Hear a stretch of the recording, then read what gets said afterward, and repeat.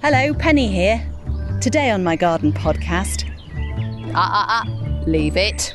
I'm glad he's not one of those dogs that just barks all the time at people. I saw him the other day sitting with the bricklayer during one of his breaks. The bricklayer's not Joey's breaks.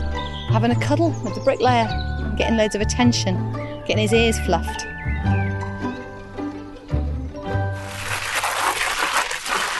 That's good. That's good. It's coming off quite nicely. What the situation is here is we've got a very nice looking japonica, which you may remember from such times as season 1, juicy japonica.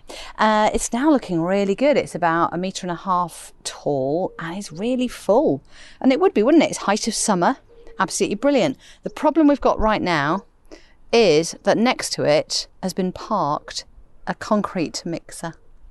I believe it to be such a thing. It seems to have a lot of mess around it and a lot of concrete being made from time to time because we're having did I tell you we're having an extension done?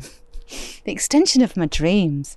Anyway, so there's a lot of mess around it, and ultimately this little bed that it's in is going to get probably either paved over or decked over, or at least we can't have the japonica in situ at the moment because it's going to get ruined. Because no one likes to be poured concrete over them or even spattered with concrete, and no one's going to expect to survive after that, are they? So I'm hosing it down, just chipping off the concrete that's landed on the big palmy leaves. And then I'm going to move it. I'm going to dig it out the ground, and I have everything crossed that I'm not going to kill it when I do that, as I have done with other things. And then put it into a big pot. And so I can then decide later on what to do with it. I think pots are really good if you're a bit indecisive. There we go. There we go. Last few leaves. Yeah, pots are really good if you're a bit indecisive, or you've got a lot of change going on and you're not sure ultimately what the look of something's going to look like. So you can position it, live with it, see if you like it, but also see whether the plant actually likes that particular spot in the garden. It might not like full sun. It might like shade, for example. So you can try it out. I had a cherry tree. In fact, I do have a cherry tree. I don't know why I went past tense there, which is exactly right behind me. So I still have it. That's the evidence. This cherry tree has been in a pot since I moved house 10 years ago from London with it. And it was on my balcony terracey thing in London. And it was in a pot because I wanted a tree, but I didn't have the space to plant it necessarily. And I knew that I would be moving at some point. So I wanted to have it portable. And I've never quite got round to planting it, and not because I haven't wanted to, and not because I haven't had the muscle behind me to help me do that, but because I just can't decide where it's going. I can't decide what its future is, and that's okay. I think indecision's all right as long as you've got a bit of a plan. So my temporary plan is to keep this cherry tree in a pot. It looks all right. Do you know, it's not that exciting as a plant or a tree. Maybe it's because it's pot bound and it won't grow anymore. So maybe I need to set it free and see what happens. So anyway, that's not a P1 as we say in our house. P1, P2, priority 1, priority 2. I believe it's a project management term. I could be wrong. I've never been a project manager, but is it a priority? Is it the first priority? Is it important? Is it urgent? All that kind of business. Moving this japonica right now is a P1 before the bricklayer and the builder return tomorrow to do a bit more laying. So let's get stuck in with a bit of digging. It's going to take a while. Don't worry, I'll do that speeding up thing that you can do on podcasts where you come back when I've finished. You have to listen to me digging the whole thing up. Be about 15 minutes. See you then. So that's the hard work done, digging it up, and I'm a little warmer now. I will share that with you.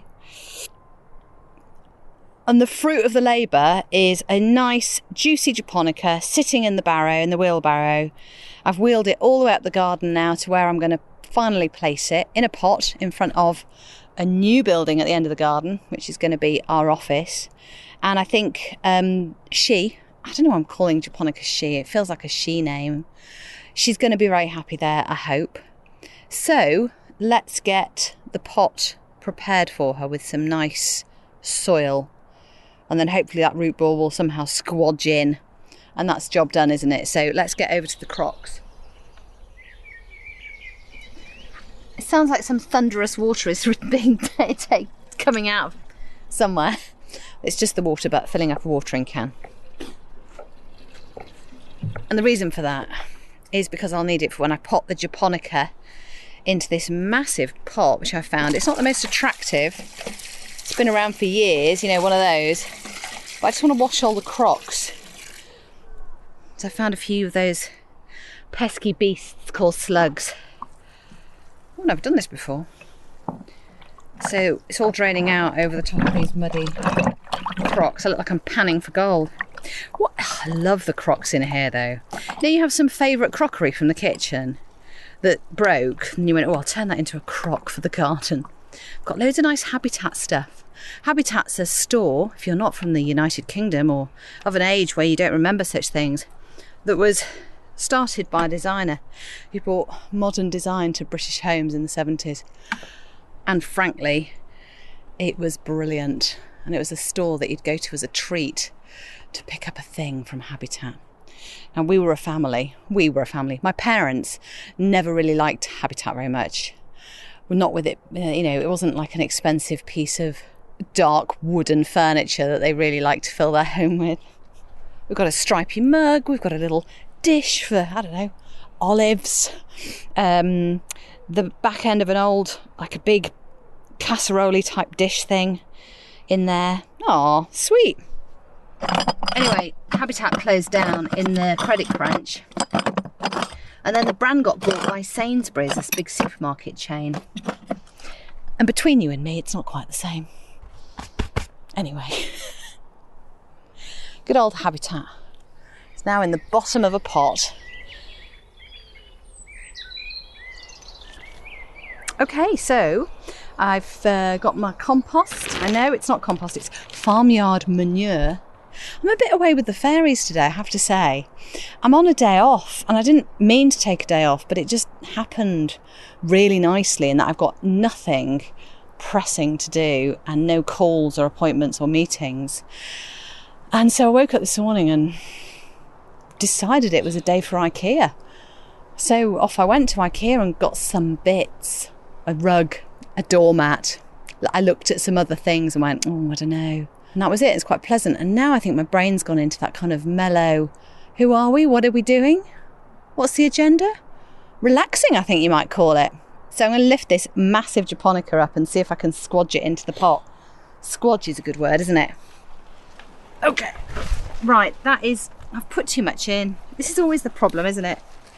I was so delighted with myself about giving japonica a bit of farmyard manure and being generous with it. I forgot that actually the root ball was massive. So anyway, I was at IKEA a few weeks ago actually. I had a date. I had an appointment with Dave, the kitchen planner. Because did I mention we're having an extension?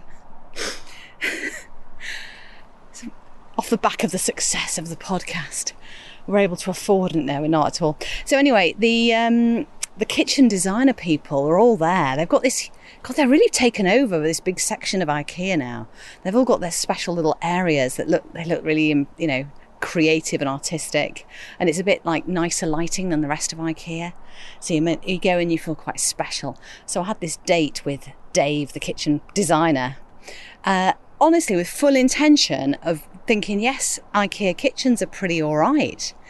And he helped design this kitchen, which frankly I'd designed in my head about 3 years ago. And I just told him where to slot stuff in, and then he measured it all up and told me what the price would be. And I nearly fell off my swivel chair that I was sitting on.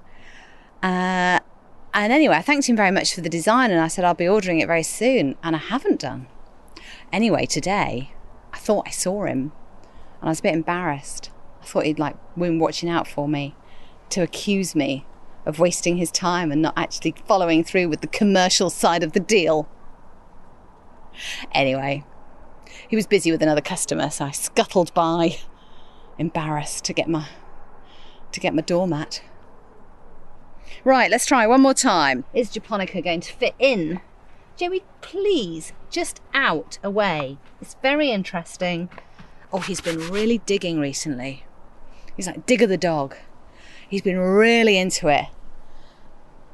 I think it's because there's loads of digging going on around the property.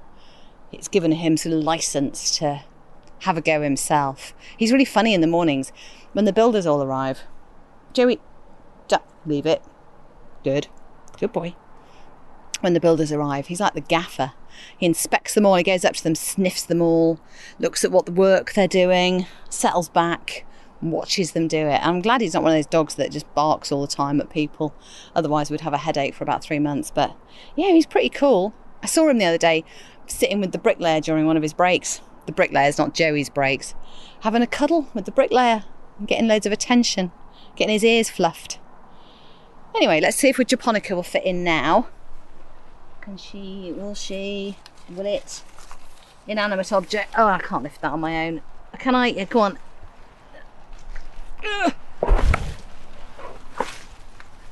Okay, yeah, that's it.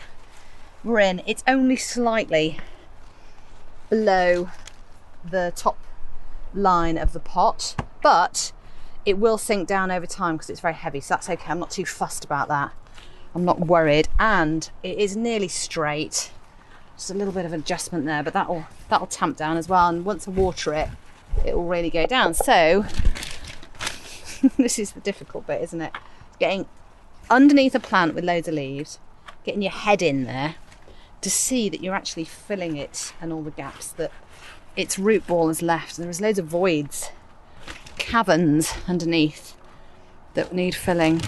While I do this, I'll just tell you that we looked at the numbers. We ran the numbers on the garden podcast to see which of the podcasts were the most popular episodes. And number one of the most popular episode is from last season, and it's called Joey Leave It.